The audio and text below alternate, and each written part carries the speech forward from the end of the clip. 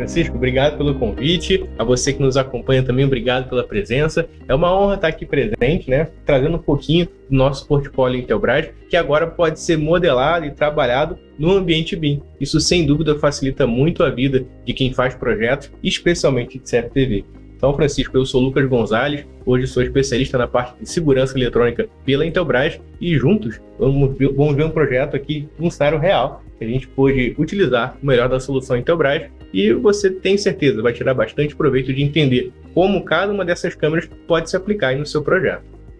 Então, pessoal, você que tinha dúvida, né, de elaborar projetos CFTV, né, você entregava os seus projetos, mas ficava em dúvida, agora vai ser a oportunidade de melhorar ainda o patamar de entrega utilizando o BIM, usando os fabricantes, né, de renome nacional. Então, o que a gente vai falar agora? Vamos falar um pouquinho da teoria, então quero que o Lucas me fale um pouco sobre a tecnologia, Lucas. Quais são as tecnologias, os tipos de câmera, para o nosso pessoal que está escutando entender um pouquinho melhor o que compõe um sistema de CFTV. Legal, Francisco. Então, acho que para a gente começar a fazer a escolha do nosso projeto, a gente tem duas opções. Utilizar um sistema mais convencional, podemos dizer assim, que é o sistema analógico, que a Intelbras tem a tecnologia Multi-HD, onde eu utilizo o cabo coaxial e uma fonte, né, que pode ficar abrigada ali no rack junto do meu DVR e que também pode ficar em alguns casos próximo à câmera, sempre abrigado ali numa caixinha na V-Box. Esse projeto ele é mais acessível, ele tem muita tecnologia embarcada, hoje a gente já consegue levar áudio, né, e até controlar o movimento PTZ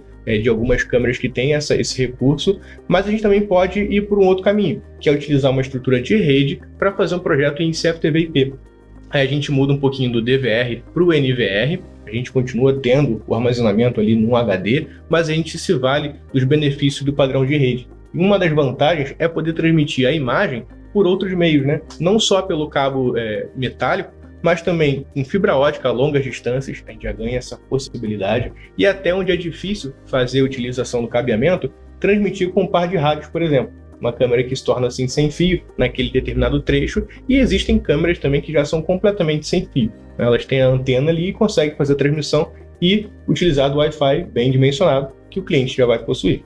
Pô, essa tecnologia que você comentou, né? Tem a tecnologia analógica e a digital usando rede a protocolo TP. Exatamente. Hoje a tendência maior desses novos projetos já deve ser usar a tecnologia UTP, né? Por esse ganho que você falou, né? A gente tem visto essa virada, né? Por ser mais acessível, no sentido que já está presente no cliente muitas vezes, um projeto de rede. Então, acho que a grande vantagem é essa, poder participar desde o projeto, já fazendo o dimensionamento de switch, de ativos de rede, e aí se torna muito real essa possibilidade de ter as vantagens, assim como já se prevê os pontos de rede para trabalhar com o computador nas mesas, né? Nos ambientes convencionais, a gente já dimensionar os pontos específicos onde as câmeras vão ser instaladas. O que não deve mais acontecer é a gente, depois do projeto ter sido executado, toda a obra, toda a alvenaria, acabamento, ter que abrir parede para fazer passagem de cabo. Que é o que muitas vezes acontece, né? E você falou uma coisa interessante, que é a questão de aplicação para o retrofit, né? Exatamente. Se você quiser fazer retrofit, que pensa, quando você faz né, eu também sou projetista, quando eu faço os projetos que vou atender a parte CFTV, eu tinha que sempre deixar uma infra de elétrica, uma alimentação elétrica lá para as câmeras, né? E quando você tem um retrofit, esse tipo de coisa, tendo uma questão que já tem um sistema de rede instalado, isso facilita muito a vida de toda a infraestrutura da edificação, né? Exatamente, em alguns fatores. Um deles é que o sistema IP ele é a prova de futuro, né? Então, aquela estrutura ela vai existir por longo tempo. Pode ser que a tecnologia da câmera avance e eu faça a substituição por um modelo mais atual. Mas o meio de transporte dessas informações, da imagem, do áudio, ele vai se manter. Então, fica a prova de futuro. Outra vantagem é a tecnologia PoE. Então eu já consigo sair dos switches ou até sair do gravador com portas PoE, já alimentando a câmera junto, né, no mesmo caminho, no mesmo cabo que eu levo os dados, eu levo também a alimentação. E melhor, sem causar interferência, né, sem sofrer com interferência, que era um dos grandes problemas do sistema analógico. Pô, isso facilita muito a nossa vida de projetista, você não tem que levar essa infra paralela para atender a alimentação das câmeras, que era muito comum no sistema convencional. Se encarecia, tinha vários problemas envolvidos. Agora você vai com uma infra só, o cabo de rede ali, atendendo, deixa o ponto de rede e resolve. Muito bacana, Lucas. Agora, para a gente entender melhor, eu vi que você trouxe aqui algumas câmeras, né? Isso. Explica para o pessoal qual tipo de câmera se usa em ambiente externo, ambiente interno. Imagina que tem muita gente aqui que está nos vendo, que também quer atuar elaborando projetos CFTV e está em dúvida, qual câmera que eu vou usar para cada ambiente. Então, como especialista, vamos falar para esse pessoal como é que se faz isso, então. Combinado. Então, vamos lá. Trouxe alguns modelos, ó. Essa aqui é um tipo de câmera que a gente chama de câmera dome. Ela geralmente é aplicada em ambientes internos. Ela ocupa menos espaço, ela fica mais discreta no ambiente e é uma câmera que nem sempre precisa ter certificação IP67 ou IP68, porque o ambiente interno não vai sofrer com intempéries, não vai estar ali debaixo de sol e chuva, né? Já as câmeras bullet, elas são muito mais aplicadas em ambientes externos. É ideal que elas tenham certificação IP67 ou IP68 e utilizam desse case robusto, muitas das vezes para resistir a vandalismo. Então, essa câmera aqui e essa que a gente está apresentando, elas têm a resistência anti-vandalismo. Eu consigo fazer uma fixação aqui, olha, travando a câmera, e aí ela não vai sofrer com o impacto, né, com a tentativa de vandalizar a câmera. Claro que é importante eu colocar sempre na altura ideal, né, que aí eu vou diminuir a incidência dessas tentativas. Mas mesmo assim, existe essa preocupação na construção.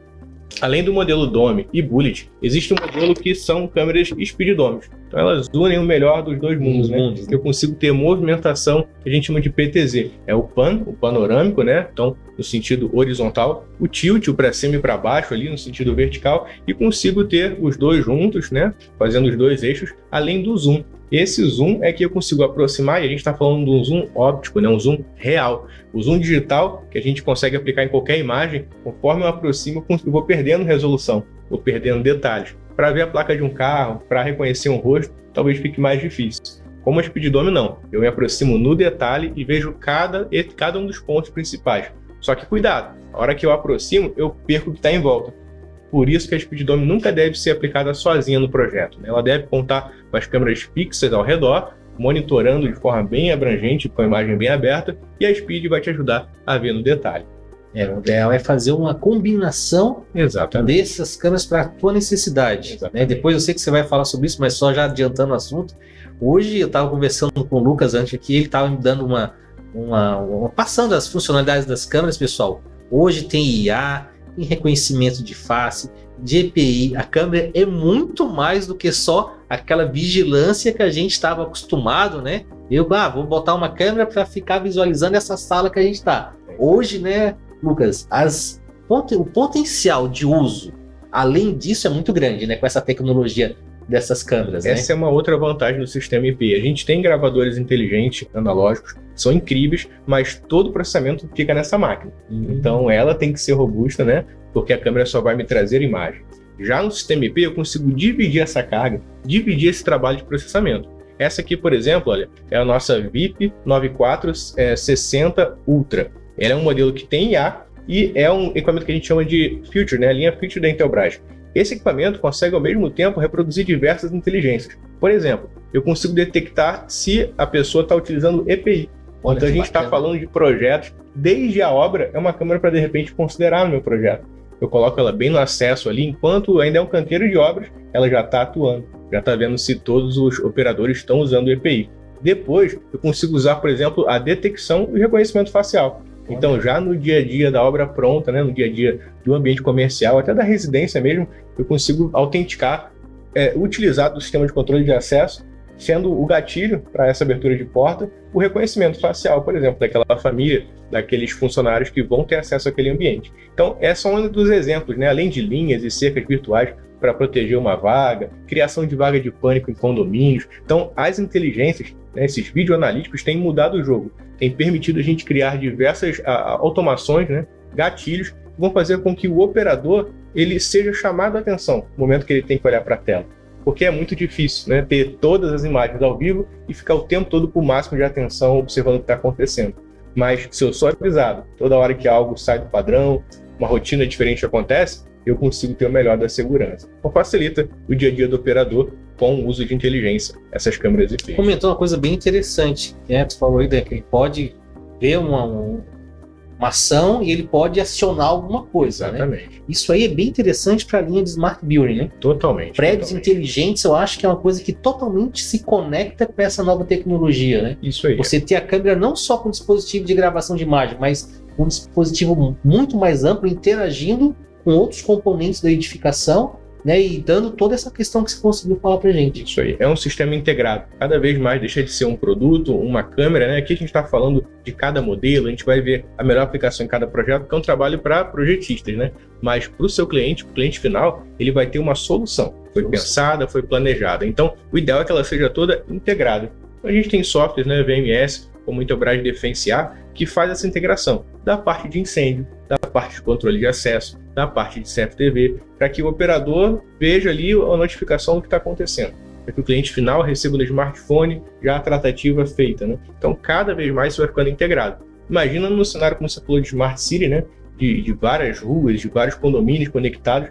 Quanto mais integrados e mais facilitado chegar esse alerta, melhor para o operador, né? Muito bacana isso aí. Que temos lá das outras duas ali? Isso. Essa aqui, ó, é a VIP 7550 ZIA. Esse modelo tem uma tecnologia bem interessante, né? A partir de agora a gente começa a ver isso cada vez mais presente, que é o InSearch. Então, ao mesmo tempo que ela está filmando, ela está coletando metadados, características da pessoa. E aí, da vestimenta, por exemplo, aqui a gente falou de face, mas não é só isso, né? A pessoa chegou ali com um casaco laranja. Então, aquela pessoa foi suspeita, eu vi que alguma coisa aconteceu. Para mim buscar ela em outras câmeras, fica muito mais fácil. Eu vou clicar na imagem e vai aparecer todo mundo que está com aquela mesma característica em outras cenas, então eu consigo avançar muito mais fácil na busca. O mesmo para carros, né? Então, meu veículo é branco, eu preciso buscar ele numa imagem, eu não preciso mais assistir toda aquele tempo decorrido, né? Eu consigo ir direto nos veículos que cumprem aquela característica. Tá? Além do zoom motorizado. A gente falou da Speed que tem um zoom, mas câmeras fixas como essa também utilizam do zoom para poder facilitar a detecção. Uma coisa que eu fiquei dúvida, eu tô vendo aqui que é, né, cabo UTP, Boa. categoria que a gente precisa mínima aqui, o Legal. Então, para pegar todo esse dado que você acabou de nos passar. Isso, existe muito essa questão, né, de eu uso o CAT6 em todo o meu projeto, ou o CAT5 é o suficiente. Eu considero que de uma câmera até o meu switch, por exemplo, o CAT5E seria o suficiente para atender. Então, o throughput, né, o tráfego que essa câmera carrega, sempre bom consultar ali o datasheet, né? Tem câmeras que fazem muita coisa, levam muita informação, pode ser interessante usar o CAT6, mas normalmente o CAT5E vai ser o suficiente. Só que de um switch para outro, imagina que eu tenho 16 câmeras chegando em um switch, quero levar isso lá para um outro andar, aí esse cabo ideal que ele seja um CAT6, porque todo esse throughput, todo esse tráfego de rede, né, vai passar. Muitas vezes tem mais do que câmeras ali, a gente está falando da própria internet, dos próprios computadores. Então, se essa vai ser o seu projeto, aí eu recomendo sim usar o CAT6. Se você vai construir uma rede completamente dedicada para CFTV, da câmera até o switch, o CAT5E hoje é o suficiente. É isso que eu ia te falar agora. O recomendável seria ter uma rede dedicada para tráfego de CFTV, né?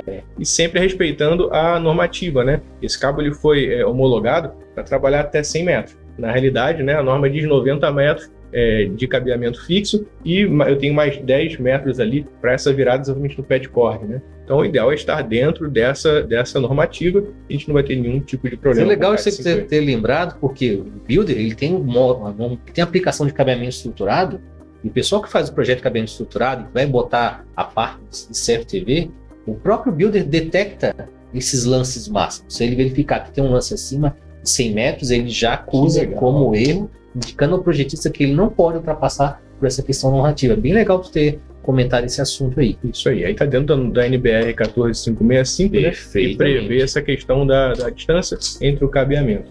Então, ferramentas como essa, né, que já me dão um alerta, é muito difícil só no olho eu saber que metragem eu estou respeitando, se eu passei ou não da metragem, né?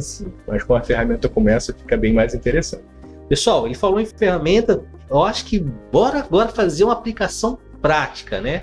Nós estamos aqui com o professor Lucas aqui dando uma aula para a gente de sistema de segurança. Então agora eu vou pegar um projeto aqui no Builder, que eu e o Lucas aqui, projeto já em BIM, com essa biblioteca da Intelbras, que já vai estar disponível para vocês baixarem lá no portal dos fabricantes, mostrando isso na prática, isso que o Lucas comentou, na prática, como posicionar a câmera, quais as features dela, o que o projetista deve pensar na hora de fazer essa definição e a infraestrutura necessária. E como o Builder vai ajudar vocês nesse processo por causa da modelagem 3D, que facilita muito a vida você ter essa visão, né, Lucas? Exatamente. Essa é uma ferramenta que agrega muito para a gente que trabalha com CFTV, porque se o prédio já está pronto, muitas pessoas tiram ali uma foto, fazem um desenho, mas talvez não passe para o cliente o entendimento exatamente de qual posição, o que a câmera vai ver. E se a obra não está pronta, é mais difícil ainda, né? A gente vai rabiscar no papel e caneta ali da planta,